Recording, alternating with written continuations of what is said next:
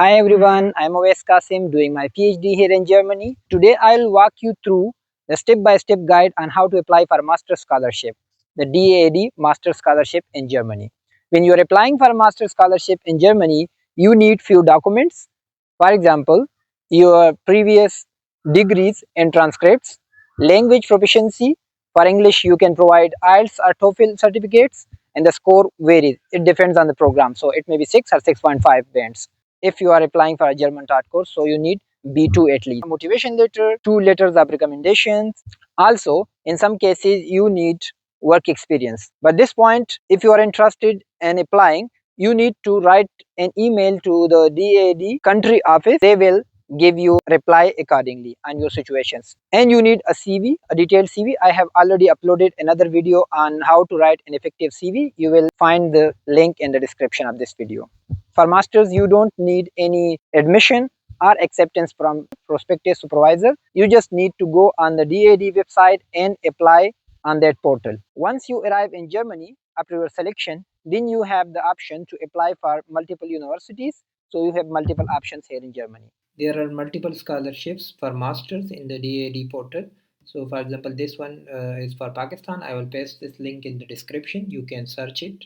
Okay, so here if you click master program, there are multiple programs. One is EPOS, which is development related postgraduate courses for Pakistan and other countries. Here if you come to this database, you can see here the first thing you should know that at least 2 years of professional experience is required for the EPOS scholarship. And the list, if you come to the list here, the language, cultural studies, law, economics, social sciences, mathematics, natural sciences, and medicine is mentioned here, but medicine actually it's for public health. So if you are eligible and your country is also eligible, you should see here your country. There's a whole list of countries you can see here. So I'm from Pakistan. Pakistan is here. You can see India, Pakistan, Nigeria, Ghana, China, Sri Lanka, Egypt, Morocco. You will search your country here, and then you can come here and check about the stipend, your tickets, the selection criteria, and other things, because some of you are very confused about the GPA and other things. You can see here these things. Candidate have at least 2 years of professional experience. This is the first and important thing. When you come to this website, you should look for the eligibility criteria. If you are eligible, then you go and check other things. Okay, the second program is Helmut Schmidt program for masters, but keep in mind that this one is for public policy and good governance.